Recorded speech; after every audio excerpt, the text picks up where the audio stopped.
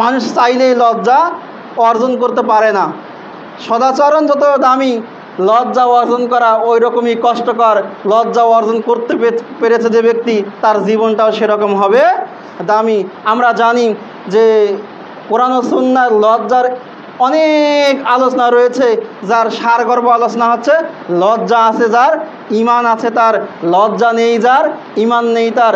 আল হায়াউ আল ঈমানু, আল হায়াউ আল ঈমান, যে লজ্জা এবং ঈমান দুটি পাশাপাশি অবস্থান করে। একটি না থাকলে আরেকটিও থাকে না, মানে একটি উঠে গেলে আরেকটি উঠে যায়।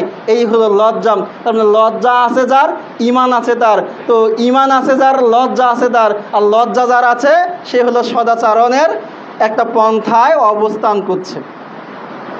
তার মানে যার ঈমানই নেই, সে যত বড়ই সদাচরণকারী প্রকাশ করুক না কেন, সে ইসলামের দৃষ্টিকোণ থেকে সদাচরণকারী ব্যক্তি নয়, কারণ তার লজ্জা নেই, মানে তার ঈমান নেই।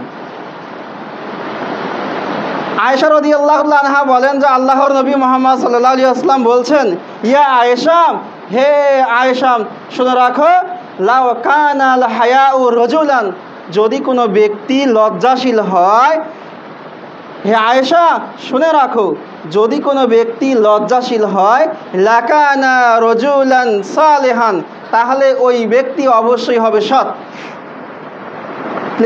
লজ্জা আছে যার, সে ব্যক্তি কোন ব্যক্তি? সৎ ব্যক্তি। আর সৎ ব্যক্তি মানে কি? সদাচরণকারী ব্যক্তি। সৎ ব্যক্তি হচ্ছে সদাচরণকারী ব্যক্তি, কারণ সদাচরণ না করলে সৎ ব্যক্তি হওয়া যায় না। আর সৎ ব্যক্তি যে ইসলাম যাকে বলছে, সদাচরণ তার ভিতরে নেই, তাকে ইসলাম সৎ ব্যক্তি বলতে পারে না।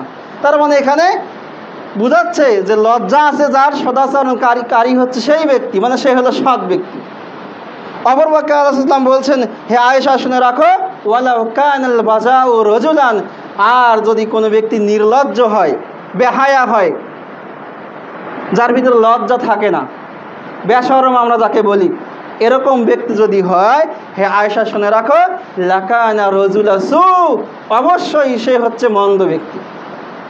অত হাদিসটা আপনি পাবেন মুজামুল আওসাত লিত তাবরানী, হাদিস নাম্বার 4718।